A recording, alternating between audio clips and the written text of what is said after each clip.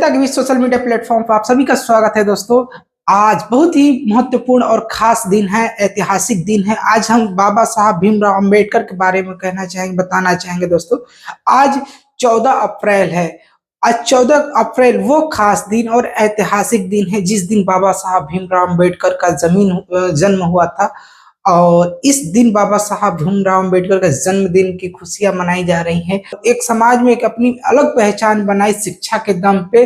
उन्होंने सबको एक मौका दिया, सबको उनकी एक विचारधारा थी कि सब कोई एक साथ एकजुट होके सब कोई एक साथ होके विकास करे अपने परिवार में या समाज में या तमाम तरह के ऐसे। और उनके व्यक्तित्व के जानने की हमें मतलब जरूरत है और लोगों को बताने की जरूरत है कि क्या वाकई में बाबा साहब भीमराव अंबेडकर दलितों के नेता थे? क्या बाबा साहब भीमराव अंबेडकर दलितों के हित में ही सिर्फ काम किया है?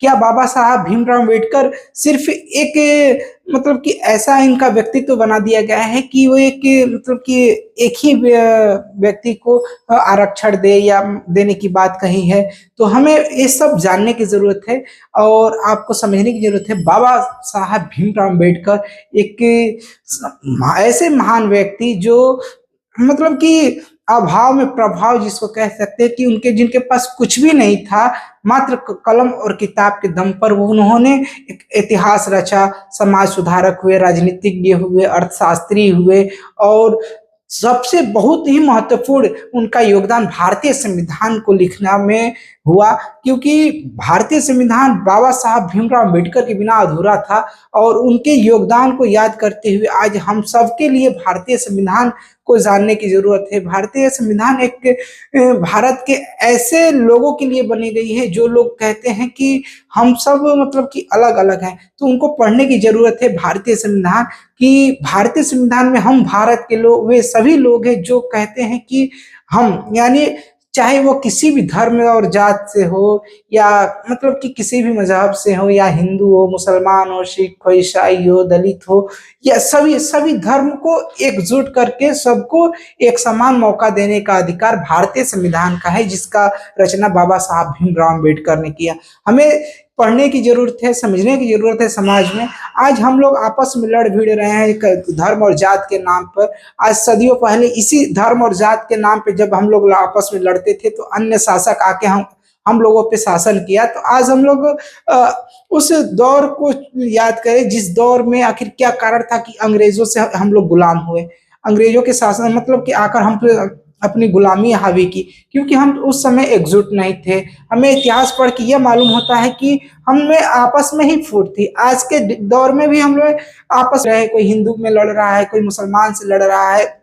अभी हाल ही में वक्त बिल को लेकर बंगाल में दंगे हुए हैं। एक समुदाय दूसरे समुदाय को टारगेट कर रहे हैं, लड़ रहे हैं, काट रहे हैं। और कुछ मतलब कि एक अलग अलग समुदाय के लोग दूसरे समुदाय पर हावी हो रहे हैं।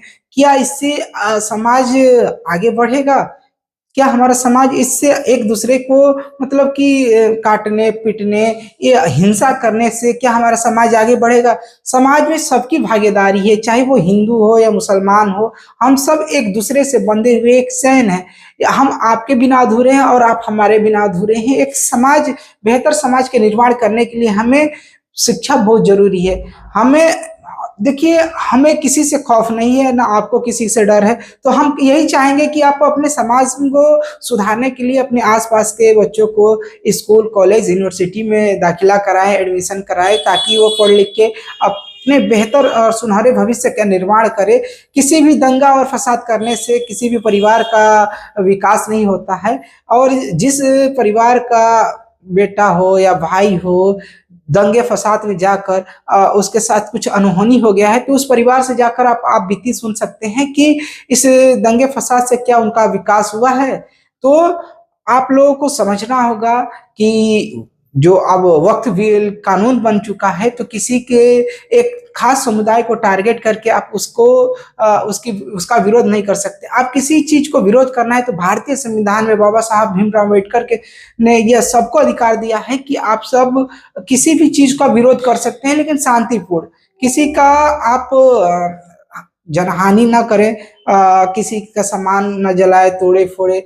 आप एक दूसरे को टारगेट ना करें कि एक एक समुदाय दूसरे समुदाय को टारगेट करके उसकी दंगा फसाद करके आप इस चीज पे एक समुदाय दूसरे समुदाय पर हावी हो। तो हम आपसे नम्र निवेदन करेंगे कि आप शिक्षित होइए, संगठित होइए, संघर्ष कीजिए और बाबा साहब भीमराव अम्बेडकर के सपनों को पूरा कीजिए। तभी हमारा देश और समाज और हम सब आगे बढ़ेंगे। जय हिंद, जय भारत।